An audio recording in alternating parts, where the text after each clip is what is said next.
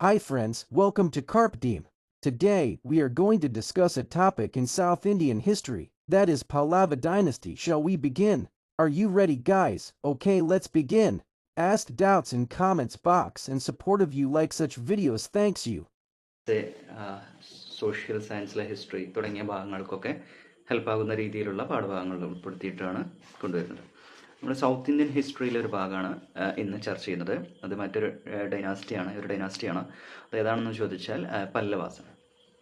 ഈ പല്ലവാസ് ഭരിച്ചിരുന്നത് പറയുന്നത് 3-ാം നൂറ്റാണ്ട് മുതൽ 9-ാം നൂറ്റാണ്ട് വരെ ഒരു 500 വർഷക്കാലത്തോളം ഈ പല്ലവാസ് സൗത്ത് ഇന്ത്യയിൽ ഭരിച്ചിരുന്നു.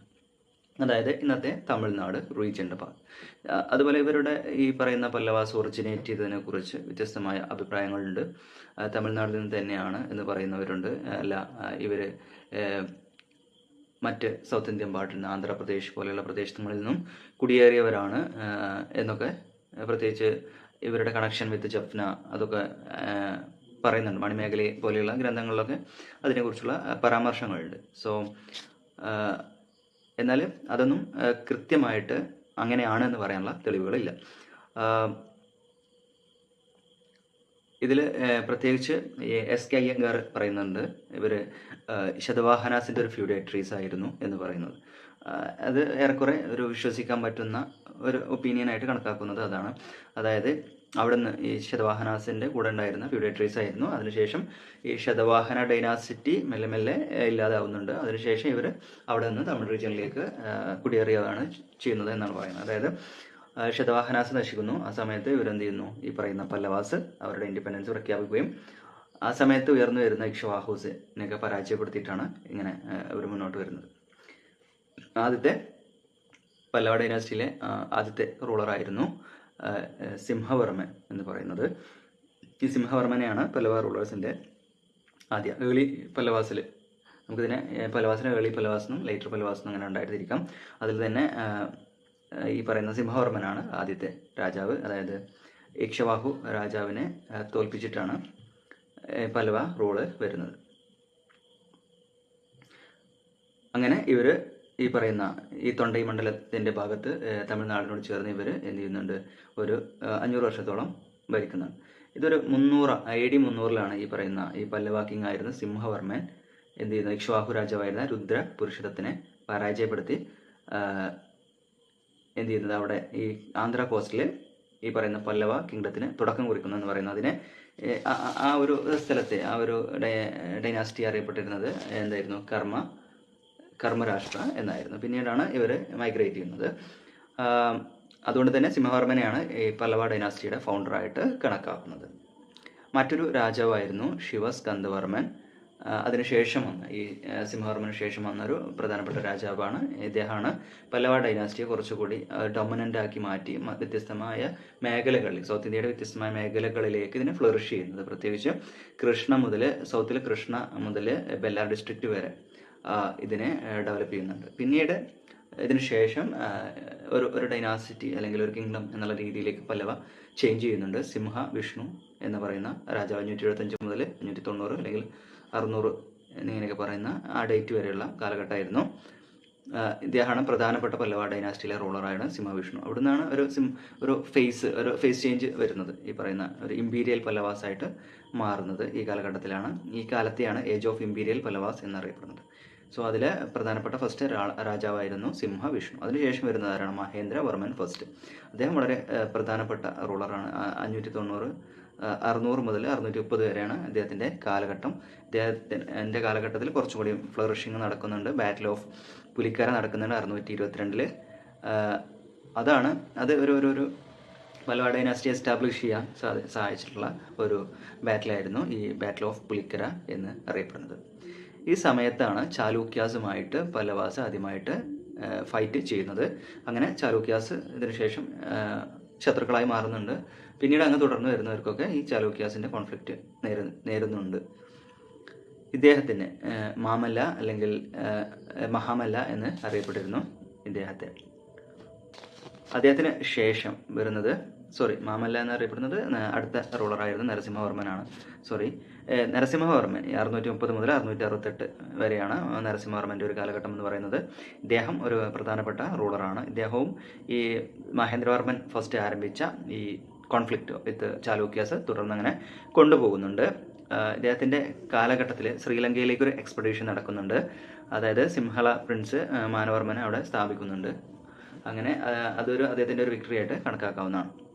ഈ കാലഘട്ടത്തിലാണ് ഹുയാങ് സാങ് എന്ത് ചെയ്യുന്നത്, ഈ നരസിംഹവർമ്മൻ ഫസ്റ്റിൻ്റെ കാലഘട്ടത്തിലാണ് ഹുയാങ് സാങ് ഇവിടെ വിസിറ്റ് ചെയ്യുകയും ബുദ്ധിസത്തിൻ്റെയും ജൈനസിൻ്റെയൊക്കെ ഫ്ലറിഷിങ്ങിനെ കുറിച്ചൊക്കെ അദ്ദേഹം എഴുതുകയൊക്കെ ചെയ്യുന്നത്. ഈ കാലഘട്ടത്തിൽ ഒരുപാട് നിർമ്മിതികളൊക്കെ ഈ മഹേന്ദ്രവർമ്മൻ നടത്തുന്നുണ്ട്. മാമല്ലപുരത്തും അതുപോലെ റോക്കറ്റ് രഥാസൊക്കെ നിർമ്മിക്കുന്നുണ്ട്. അദ്ദേഹത്തിന് ശേഷം വരുന്ന ആൾ മഹേന്ദ്രവർമ്മൻ സെക്കൻഡാണ്. മഹേന്ദ്രവർമ്മൻ സെക്കൻഡ് കുറച്ച് കാലമാണ് ഭരിച്ചിട്ടുള്ളത്. 668 മുതൽ 670 വരെയുള്ള കാലഘട്ടമാണ്. വെരി ഷോർട്ട് പീരീഡാണ്. ഈ സമയത്ത് ചാലൂക്യ കിങ് ആയിരുന്നു വിക്രമാദിത്യ ഫസ്റ്റ് ഇദ്ദേഹത്തെ പരാജയപ്പെടുത്തി അദ്ദേഹത്തെ കൊല്ലുകയും ചെയ്യുന്നു. അതിനുശേഷം വരുന്നത് പരമേശ്വരൻ വർമ്മനാണ്. പരമേശ്വർമ്മ ഫസ്റ്റ് എന്നറിയപ്പെടുന്ന രാജാവാണ്. ഈ ചാലൂക്യാസിൻ്റെ ഒരു ശല്യം അവരെ ഡിഫീറ്റ് ചെയ്യുകയാണ് ഈ പറയുന്ന മഹേന്ദ്രവർമ്മൻ ചെയ്യുന്നത്. അതായത് പ്രധാനപ്പെട്ട വലിയൊരു വിക്ടറിയാണ് അവിടെ ഉണ്ടാകുന്നത്. അതായത് പല്ലവാസിൻ്റെ ചരിത്രത്തിൽ വലിയൊരു ഏടായിട്ട് മാറുന്ന ഒരു വിക്ടറി ആയിട്ട് മാറുന്നു. അതുപോലെ തന്നെ അവരുടെ അലൈസ് ആയിരുന്ന ഗംഗാസ്, അവർക്ക് പ്രശ്നം സൃഷ്ടിച്ചിരുന്ന ഒരു അലൈസ് ആയിരുന്നു ഗംഗാസ് എന്ന് പറയുന്ന അവരെയും പരാജയപ്പെടുത്തുന്നുണ്ട്. ഈ പരമേശ്വരവർമ്മന് ശേഷം വരുന്നത് നരസിംഹവർമ്മൻ സെക്കൻഡാണ്. നരസിംഹവർമ്മൻ സെക്കൻഡ് 695 മുതൽ 722 വരെയുള്ള കാലഘട്ടത്തിലാണ്. ഇദ്ദേഹത്തെ രാജസിംഹ എന്നറിയപ്പെടുന്നു.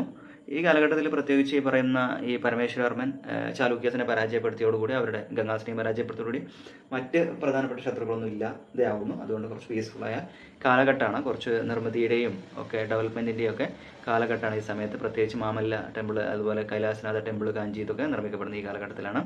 അതുപോലെ തന്നെ ഫേമസ് കോർട്ട് പോയിട്ടായിരുന്ന ദണ്ഡിൻ ഒക്കെ വരുന്നത് ഈ നരസിംഹവർമ്മൻ സെക്കൻഡ് കാലത്താണ്. ഈ സമയത്ത് ട്രേഡൊക്കെ ഫ്ലറിഷ് ചെയ്യുന്നുണ്ട്. പ്രത്യേകിച്ച് ചൈനയുമായിട്ടൊക്കെ ഒരുപാട് ട്രേഡൊക്കെ വരുന്നുണ്ട്. മറ്റൊരു രാജാവാണ് അതിനുശേഷം വരുന്നത് നന്ദിവർമ്മൻ. 731 മുതൽ 795 വരെയാണ്. ഇദ്ദേഹത്തിൻ്റെ കാലഘട്ടത്തിലും വലിയ പ്രശ്നങ്ങളൊന്നുമില്ല. ഈ പറയുന്ന ഒരു വൈകുണ്ഠ പെരുമാൾ ക്ഷേത്രം നിർമ്മിക്കുന്നുണ്ട്. അങ്ങനെയുള്ള കാര്യങ്ങൾ മാത്രമാണ് നടക്കുന്നത്. പിന്നീട് അങ്ങോട്ട് റൂളേഴ്സ് വീക്കാവുന്നു. അത് പല്ലവ റൂളിൻ്റെ അന്ത്യത്തിലേക്ക് നയിക്കുന്നു. പ്രത്യേകിച്ച് വിക്രമാദിത്യ സെക്കൻഡ്, ഈ പറയുന്ന വിക്രമാദിത്യ ഫസ്റ്റിന് ശേഷം വന്ന വിക്രമാദിത്യ സെക്കൻഡ് ഇവരെ കാഞ്ചി ആക്രമിക്കുകയും അത് പല്ലവസിന് വലിയൊരു തിരിച്ചടിയായിരുന്നു.